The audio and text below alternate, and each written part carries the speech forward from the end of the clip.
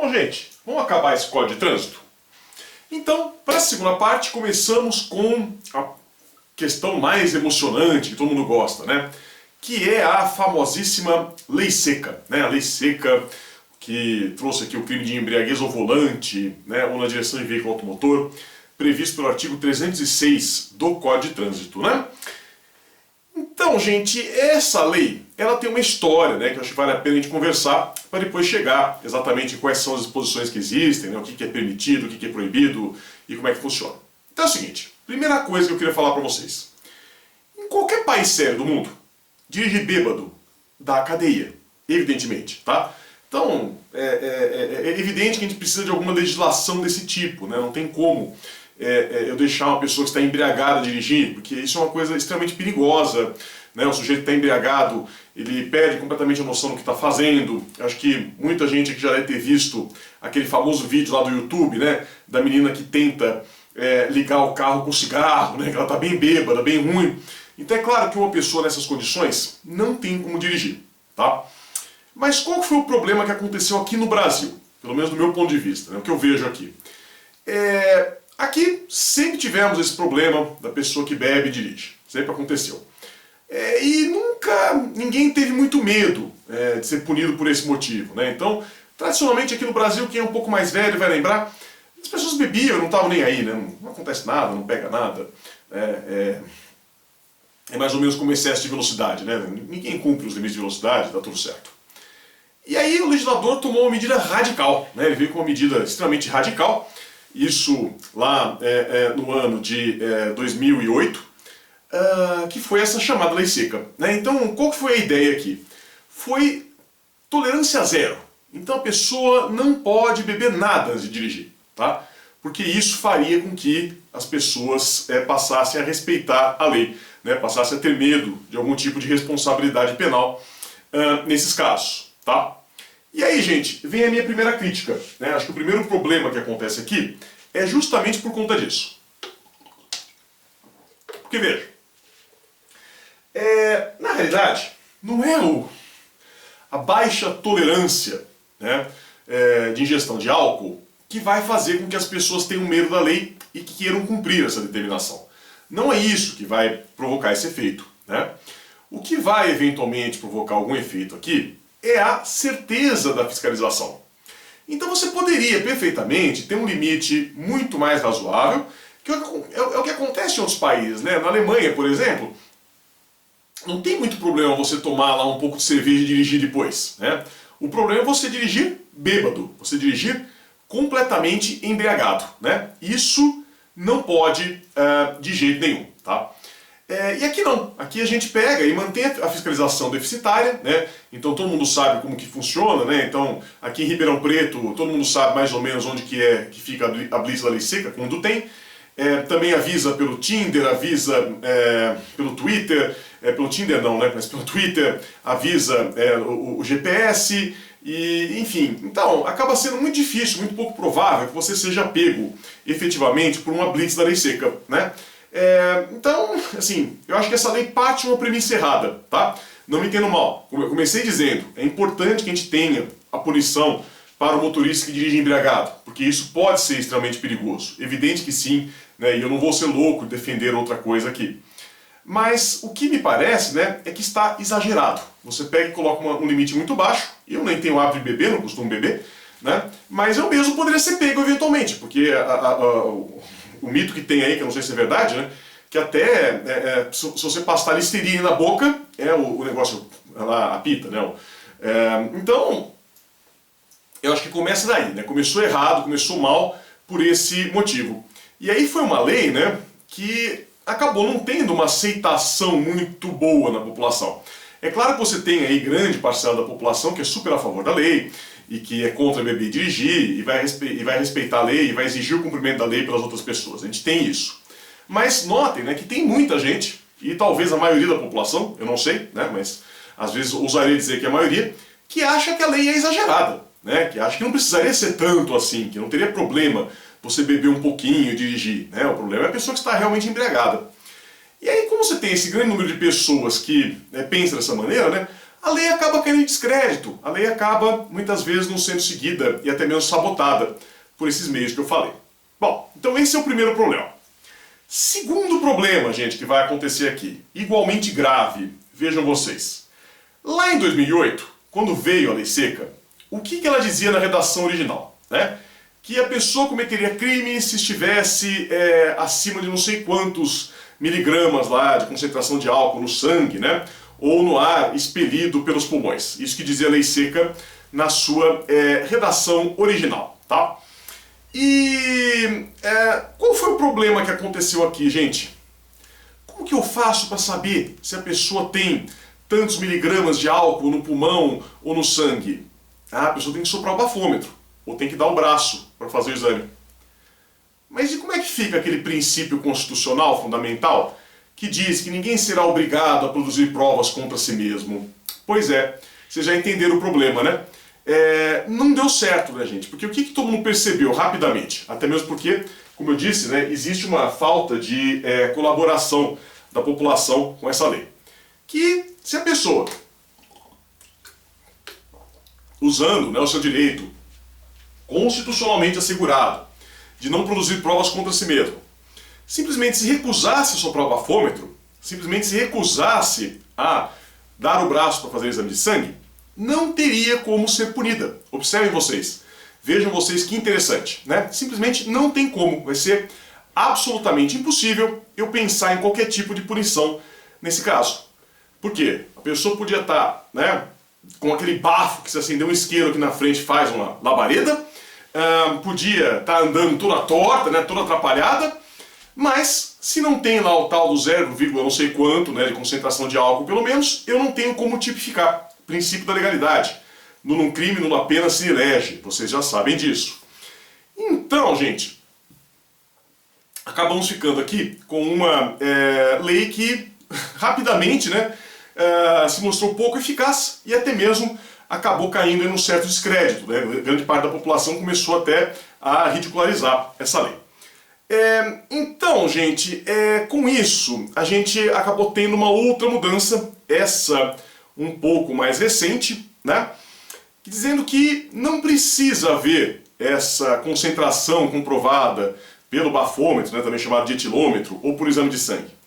Que eu posso comprovar a embriaguez da pessoa por qualquer meio admitido em direito, tá? Então, qualquer coisa, inclusive o testemunho do próprio policial que fez a abordagem, né? Então se tiver com aquele hálito muito forte de álcool, né, que parece que bebeu muito, o policial pode fazer constar isso, né? Muitas vezes os policiais nessas abordagens, eles filmam, que daí fica um registro audiovisual do que aconteceu, às vezes testemunha de pessoa que viu a pessoa bebendo antes, né? Então qualquer meio de prova admitido em direito pode ser usado. Com isso, a lei melhorou, né? Não, eu continuo achando um pouco exagerada, né? Mas do ponto de vista técnico, ela melhorou bastante, porque você não tem mais aquela exigência de precisar ter aquele númerozinho que você só consegue com a colaboração da pessoa. De acordo com essa nova redação, né, a gente consegue agora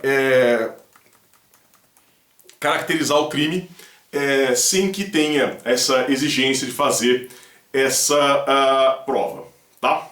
Então, com isso, a gente vai ter aí duas possibilidades, né, de caracterização desse crime. Então a gente vai caracterizar essa embriaguez, né, ou pelo uso do etilômetro, né, pelo uso do exame de sangue, ou por qualquer outro tipo de prova que demonstre que a pessoa estava embriagada. A única coisa, né, é que quando você tem esses outros meios de prova, você precisa que a pessoa aparente sinais de embriaguez, né? Porque o que vai acontecer, vocês imaginam, uma pessoa do meu tamanho, né, eu que tenho aí quase 2 metros de altura. Eu confesso a vocês, gente, eu falo isso e ninguém acredita, mas é verdade. Eu nunca fiquei bêbado na minha vida, né? Nunca eu tenho percebido, pelo menos. Até mesmo porque eu não tenho hábito de beber. Já comentei isso com vocês em outras ocasiões, né? Mas, vejam, se eu tomar uma latinha de cerveja, se soprar o bafômetro, ele vai dar que eu estou embriagado. E aí eu vou ter todas as consequências penais. Por outro lado, né? Se eu não soprar o bafômetro, eu vou ter uma conduta normal, né? Ninguém vai dizer que eu estou embriagado, né, com uma latinha de cerveja. Eu, no meu caso, sou uma pessoa bem grande, né? Então, dificilmente vão conseguir me pegar, né? Então, para você caracterizar a embriaguez nesses outros casos, a gente vai precisar que efetivamente existam sinais, né, sinais verdadeiros de embriaguez que você consiga perceber, tá? Por isso que a gente fala, gente, por conta dessa diferença que tem, que quando eu falo aqui da comprovação desse crime por meio do bafômetro, por meio do exame de sangue, eu falo de um crime de perigo abstrato. Por quê? Porque basta você ter a concentração da bebida acima daquela permitida, que você já tem o crime, ainda que a pessoa esteja boa. Por isso que eu falei, se soprar lá o bafômetro, pode ser que dê problema, mas não estou com a minha capacidade comprometida. Já quando vai nos outros meios de direito, eu preciso que tenha aqui um comprometimento da capacidade psicomotora. Eu preciso ter a capacidade psicomotora alterada, né, como diz a lei. Então, aqui a gente já fala de um crime de perigo concreto. Então, é claro, não precisa chegar a acontecer nada para caracterizar o crime de embriaguez, né? Eu não preciso chegar a atropelar ninguém, não preciso chegar a matar ninguém no trânsito. Simplesmente dirigir embriagado já é suficiente. Por isso, um crime de perigo. Mas nessa modalidade, crime de perigo concreto. Porque para eu caracterizar o crime, é necessário que esteja muito bem demonstrada a embriaguez, né? É necessário que esteja muito claro que eu estou realmente embriagado, estou alterado e estou colocando em risco as outras pessoas que estão lá no meu redor. Tá bom? Então é isso que vai acontecer. Bom, uma outra observação que a gente tem que fazer diz respeito aqui a uma resolução de 2013 do CONTRAN, né? Então, mais especificamente, resolução 432 de 2013, no artigo 5º, né? Então, essa resolução vai dizer o seguinte, que os sinais de embriaguez, eles podem ser apontados mediante exame clínico, realizado por médico, né, por um perito, que não dependa da colaboração do agente. E, de fato, né, se a pessoa estiver bêbada mesmo, isso funciona. E também, né, por constatação do agente da autoridade de trânsito, né? E aí que eu falei, o próprio policial vai poder descobrir isso, tá? Até que nenhuma novidade, eu já tinha falado para vocês mais ou menos isso. Qual que é a novidade, gente? Diferença de interpretação. Então, cuidado, tá? A gente tem uma interpretação que é mais restritiva, portanto, costuma ser usada aí pela Defensoria Pública, por exemplo, né? No sentido de que essas duas constatações seriam excludentes, ou seja, você faz uma ou outra. Então você fez uma, não deu nada, não pode fazer a outra para tirar a prova, para ter certeza. Tá? Por outro lado, né, o Ministério Público vai ter a predileção entendendo que não, que elas não são excludentes e que eu posso fazer também a outra sem problema nenhum. Tá? Então só para vocês saberem, direito como sempre tem várias correntes, né, sempre vai ter aí mais de uma coisa sendo possível, tá bom? Muito bem. Então, gente, sobre embriaguez ao volante, era mais ou menos isso que eu tinha para falar para vocês, né? O mais importante aqui é você saber disso, que houve essa alteração e que hoje você vai ter essas duas modalidades, essas duas formas de comprovar, né? Tanto pelo etilômetro, pelo exame de sangue, quanto outras formas, sendo a primeira perigo abstrato e a segunda perigo concreto, tá bom? Avançando um pouco mais, vamos falar agora sobre o artigo 307 do Código de Trânsito, que é violação da suspensão da habilitação, que vai dizer assim, ó, dirigir veículo automotor violando a proibição recebida por decisão judicial ou administrativa ou deixar de entregar a carteira de motorista quando condenado, tá? Então vocês sabem, né, que o Código de Trânsito mais faz, em várias possibilidades, né, tanto criminais quanto administrativas, é tirar a carta de alguém que está fazendo alguma coisa errada, né? Então, até aí, nenhuma novidade, perdão, nenhuma novidade, né? Vocês todos já sabem disso. O que talvez vocês não saibam, né, é que você dirigir o seu carro durante esse período, né, que você perdeu a sua carta, seja porque você atingiu os 20 pontos, que é administrativo, seja porque você cometeu algum crime e teve a suspensão da sua carta como efeito da condenação, né? Então você dirigir o carro durante esse período, ou até mesmo, né, deixar de entregar a carta, porque vocês sabem, né, se alguém que já atingiu os 20 pontos, talvez vocês tenham recebido aquela cartinha simpática do Detran, pedido para entregar a carta até dia tal. Então, se você não entrega, você comete esse crime. Cuidado, né? Então, você vai ter aqui essa violação da suspensão da habilitação, tá? Veja, qual que é o requisito aqui básico que existe, né? É que, em qualquer caso, conforme aparece aqui, é necessário, é fundamental que a gente tenha o trânsito em julgado da decisão que suspendeu a carta, tá? Então tem que ser uma decisão contra a qual não caiba mais recurso nenhum. Porque se eu tiver algum recurso que ainda é cabível, então eu não vou ter como, né, falar aqui em crime, né? Porque o crime pressupõe que exista uma suspensão. Enquanto cabe recurso, pela presunção de inocência, ainda não temos a suspensão, como vocês sabem, tá? Esse crime, ele se consuma na primeira modalidade, lembrando que o tipo penal tem duas, né? Tem aqui o primeiro verbo que é dirigir, e o segundo verbo é deixar de entregar, na verdade não é um verbo, uma locução verbal, né? Então, como sempre, se consuma no momento em que o agente vai lá e conjuga os verbos, né? Então, se é o verbo dirigir, é o momento que ele sai dirigindo. E nesse caso tem tentativa. Eu posso tentar dirigir e não conseguir por razões alheias à minha vontade, né? Eu vou lá, ligo o carro e na hora que eu estou saindo, né, engatei a primeira, vou soltar o pé da frição, aparece o guarda e fala, muito bonito, né? Então aí eu tenho essa possibilidade aqui de tentativa, tá? Agora, cuidado, que quando eu falo aqui da modalidade deixar de entregar, aí não tem tentativa, gente. Por quê? Porque eu falo de um crime omissivo próprio, né? Lembra do crime omissivo próprio, aquele que o próprio tipo penal é omissivo, né? E é justamente o que acontece aqui, porque o que diz o tipo penal? Deixar de fazer alguma coisa. E aí, normalmente, né, quando o tipo penal vem com essa história de deixar de alguma coisa, eu estou falando aqui de um tipo que é omissivo próprio, e aí não tem tentativa. Ou seja, se você tem que entregar a carta até dia tal, horário tal, e você entrega, não tem crime nenhum, tá? Deu o horário que fecha lá a repartição, você não entregou, o crime consumou, tá? Então é assim, deu o horário, fechou, consumou. Antes disso, não é nada, é cogitação, são atos preparatórios, sei lá, né? Mas não tem como eu ter tentativa. Ou eu não entrego, o crime está consumado, eu ainda estou cogitando, pode ser que eu entregue ou não, não é nada ainda do ponto de vista jurídico penal, tá bom? Essa infração, ela é de menor potencial ofensivo, então, em princípio, pode aplicar a Lei 9.099, lá do GCRIM, até nenhuma novidade, né? E assim, uma das poucas controvérsias que tem aqui diz respeito à natureza dessa suspensão, né? Então, se ela teria que ser uma suspensão judicial ou se poderia ser simplesmente administrativa, tá? Bom, por óbvio, vocês já entenderam, tem dois posicionamentos, né? Um fala que tem que ser judicial, outra fala que basta ser administrativo. E um é mais favorável para o réu, outro é menos favorável. Não tem aqui grandes explicações que eu precise dar, né? Só lembrando que mesmo questões administrativas podem ser levadas para a esfera judicial, tá? Então, mas me parece, né, só um rápido comentário, mais correto aqui a gente falar que pode ser qualquer uma das duas, porque o tipo penal fala, né, recebida por decisão judicial ou administrativa. Então, portanto, não vejo muito sentido nessa discussão, mas só para vocês saberem que existe, né, que a gente vai ter isso aqui, tá?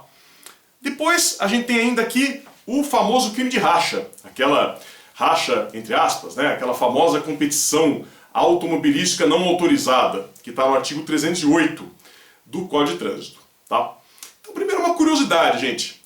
Lá na Lei das Contravenções Penais, tem lá o artigo 34, que era aplicado para as hipóteses de racha antes de haver o Código de Trânsito, tá? Então eu comentei com vocês que o Código de Trânsito é de 1998, 97 na verdade, entrou em vigor em 98. E é claro que o racha não começou nessa época, né? Ele já existia muito antes. E aí o que acontecia? A gente entendia, né, que como não tinha um crime de racha, acabava tipificando essa conduta como direção perigosa, que era uma mera contravenção penal, tá? Hoje não mais, né? Hoje tem crime específico, o artigo 308, e notem que o artigo 34 da Lei das Contravenções Penais não foi revogado, tá? Então continua existindo essa contravenção penal de direção perigosa. Ela não deixou de existir, ela continua presente lá na Lei das Contravenções Penais. O que não tem mais é o racha sendo tipificado lá. A gente vai tipificar lá outras modalidades de direção perigosa, né, outras coisas erradas que a pessoa precisa fazer, tá? Aqui, gente, a pessoa que pratica o crime não precisa ser habilitada. Pode ser uma pessoa sem carta de motorista. A única coisa, né, que para ter responsabilidade criminal, conforme vocês já sabem, tem que ser maior de 18 anos, né? Então, se for lá adolescente de 16, 17 anos, comete ato infracional, né? Mas Pode ser, alguém tem 18 anos, 19 anos, 20 anos, sei lá, e não tirou a carta ainda, pode cometer esse crime, não tem problema. E não há necessidade de ter aqui essa habilitação, tá? O que precisa aqui, é interessante que vocês notem, é que nós falamos aqui de um crime de concurso necessário. Por óbvio, né? Eu não tenho como tirar racha sozinho, eu preciso ter pelo menos uma outra pessoa apostando corrida comigo. Aí se eu tenho outra pessoa apostando corrida, eu tenho aqui o crime de racha, né? E posso ter essa responsabilidade penal aqui nesse caso, tá bom? Outra coisa importante, racha, gente, gera multa de trânsito também, tá? Também tem multa, e, no mínimo aí, por excesso de velocidade.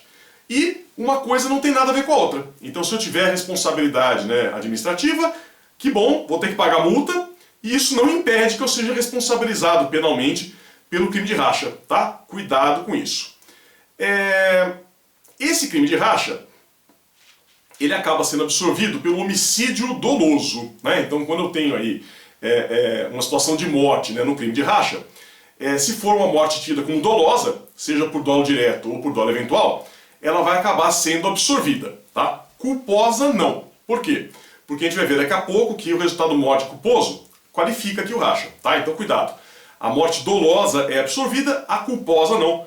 Cuidado para vocês não errarem. Absorve direção sem habilitação, né? Então não vai ter responsabilidade por esse motivo. Eu falei que a pessoa não precisa estar habilitada. E se ela não tiver, responde só pelo racha, que é o crime mais grave. É um crime que é absorvido pela embriaguez. Cuidado, tá? Então a pessoa que está embriagada e tira um racha vai responder só pela embriaguez, né? Só lá pela lei seca, que nós vimos agora há pouquinho. E ele se consuma com o início da participação na corrida, né? E pode ter tentativa. Como vocês devem estar imaginando, não tem absolutamente nada que impeça, né, que a pessoa tente iniciar uma corrida, né, tente participar de uma competição e acabe não conseguindo por razões alheias à sua vontade. A gente vai ter tentativa sem problema nenhum, né, não vai ter dificuldade nenhuma aqui a esse respeito, tá bom? Bom, falando agora um pouquinho sobre as formas qualificadas, né? Então quando eu tenho forma qualificada. Então, na realidade, gente, são duas, e que eu até já tinha adiantado para vocês. Vai ser quando o racha produz lesão corporal grave ou quando produz resultado morte, tá? Que aí eu tenho a pena aqui bem maior, né? Então vai ser, se for lesão corporal grave, de 3 a 6 anos, se for morte, de 5 a 10, tá? Então, portanto, o que nós vamos ter aqui? Que o racha, como eu disse para vocês, não só absorve o homicídio culposo, como também absorve eventual lesão corporal culposa, porque já tem aqui a forma qualificada. Então eu não posso responsabilizar a pessoa pelas duas coisas, né? Eu não posso responsabilizar pelo racha, né, qualificado pela morte e por homicídio culposo, por exemplo, porque aí seria um bis in idem. Eu estaria punindo a pessoa duas vezes pelo mesmo motivo, o que obviamente não é permitido. Então por isso eu vou ter aqui essa distinção, tá? Cuidado, eu vou ter essas duas formas qualificadas, muita atenção para não errar isso, tá? Depois, gente, um outro crime que vale a pena a gente mencionar aqui para vocês é o crime de direção sem habilitação, né? Então, crime de direção sem habilitação, que vem previsto aqui pelo artigo 309 do Código de Trânsito, tá? Que é o que vocês estão imaginando, né? Que a pessoa que dirige sem estar habilitada, tá? Cuidado, né? Porque aqui, de novo, a gente tem um artigo lá na Lei das Contravenções Penais que era usado antes do Código de Trânsito, que era o artigo 32 da Lei das Contravenções Penais. Então o que acontecia? Esse artigo 32, ele era aplicado quando a pessoa dirigia sem habilitação em qualquer caso. Agora que tem aqui o Código de Trânsito, ele acabou revogando parcialmente o 32.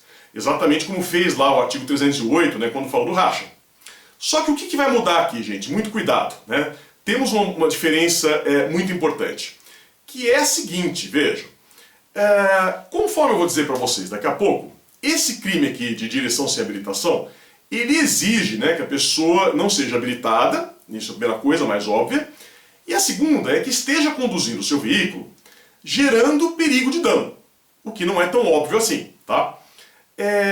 Então, o que vai acontecer? Eu tenho a situação da pessoa que não é habilitada, mas que sabe dirigir bem e que não está provocando dano para ninguém. E aí, quando nós temos isso, existe parte da doutrina que defende que dá para aplicar o 32 das contravenções penais ainda. Então que ele estaria valendo ainda para quando não tem esse perigo de dano. Haveria ainda essa possibilidade nessas situações, tá? Mas isso não é unânime, existe um outro entendimento, sempre tem um outro entendimento, né, vocês sabem disso, dizendo que não, né, que esse 32 atualmente seria só para embarcações em águas públicas, né, não falamos mais de veículos automotores. Aí vocês usem a interpretação que vocês acharem mais interessante, tá? Só saibam que tem até súmula do STF, súmula 720, dizendo que teve revogação aqui sim, tá? Então, enfim. Outra coisa, né? Não tem nada aqui, gente, não tem crime, se for uma direção de ciclomotor. Então é aquilo que no meu tempo chamava mobilete, né? Não sei se tem aqui ainda, essas bicicletas que são motorizadas, né? Então, pessoa que dirige isso aí sem habilitação não comete crime nenhum por falta de previsão legal, né? Por conta aqui do princípio da legalidade. Não tem absolutamente nada aqui dizendo que isso é crime, não posso fazer analogia em Malamparte, então fica fora, tá? Outra situação que é muito comum, né? Pessoa que vai lá e usa carteira de motorista falsa. Então a pessoa não é habilitada, faz um documentinho falso, né? Mostra pro guarda e sai por aí pilotando, fazendo as maiores barbaridades. O que vai acontecer? O que prevalece? Uso de documento falso. O crime previsto lá pelo Código Penal. De uso de documento falso, e aí não temos esse crime de direção sem habilitação, tá? Além disso, né, como eu já tinha adiantado, é um crime de perigo concreto, porque eu preciso que exista essa potencialidade de gerar um dano, né, que exista esse risco de poder provocar um dano, de poder prejudicar aqui alguém, tá? Então, por isso perigo concreto.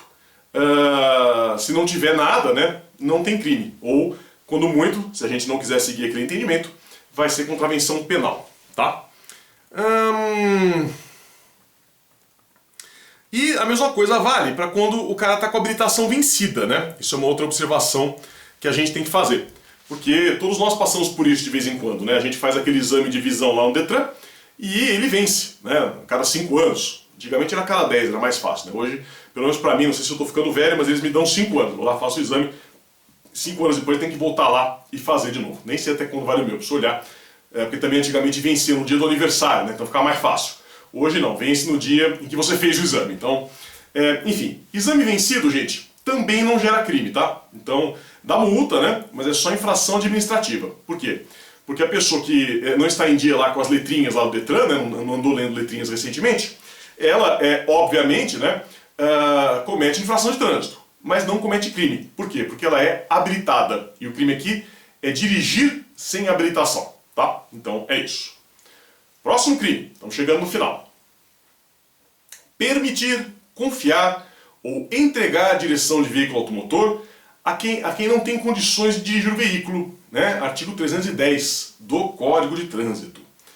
Então, gente, isso aqui é para a pessoa que dá a chave do carro. Para quem não é habilitada, está com a habilitação cassada, ou está muito bêbado, não tem condição de dirigir, né? Pessoa que por qualquer razão não deveria dirigir. Notem, né? Em princípio, você não tem obrigação de proibir os outros de dirigirem o carro deles, né? Isso você até pode fazer, você pode ser um bom samaritano, ajudar as outras pessoas. Mas não é uma obrigação sua. O que não pode? É você dar o seu carro, ou o carro que está sob a sua responsabilidade, né? Para uma pessoa nessas condições sair por aí dirigindo e eventualmente fazer coisas erradas, tá? Então, aí você vai ter a responsabilidade penal nesse caso. Daqui também, gente, que sai um mito. É uma história que vocês talvez já tenham ouvido, que é uma mentira, mas é aquela história, né? Você tem mentiras aí que são repetidas tão exaustivamente que chega uma hora que parece que elas são verdades. Mas acredita em mim, né? Não é porque a mentira foi repetida muitas vezes que ela deixa de ser mentira. Ela continua sendo mentira do mesmo jeito. Ela só é uma mentira reiterada. Que é aquela historinha que vocês já ouviram, né? Que o pai vai lá, dá o carro para o filho, menor de 18 anos, dirigir, e aí se o filho matar alguém, o pai vai para a cadeia no lugar do filho, tá? Isso, gente, vocês já sabem, vocês estão no 5º ano, vocês sabem que não existe, né? Esse negócio de uma pessoa ir para a cadeia no lugar de outra. Não tem isso, né? Ninguém vai para a cadeia no lugar de outro. Porque o direito penal trabalha sempre com responsabilidade subjetiva. A gente é muito mais avançado do que o direito civil, que só pensa em responsabilidade objetiva, responsabilidade sem culpa. Para nós não tem isso. Mas aí você vai falar, mas eu conheço lá o seu Zé, filho da dona Maria do açougue, que deu o carro pro filho, o filho bateu e foi preso no lugar do filho. Não. eu até acredito que ele tenha sido preso. Mas o que eu digo para vocês, ele não foi preso no lugar do filho. Muito cuidado com isso, né? Não foi preso no lugar do filho. Ele foi preso... por quê? Porque ele cometeu esse crime do artigo 310. Porque ele entregou a direção do veículo automotor para a pessoa não habilitada, tá? Então não é que ele vai ser responsabilizado no lugar do filho. Não.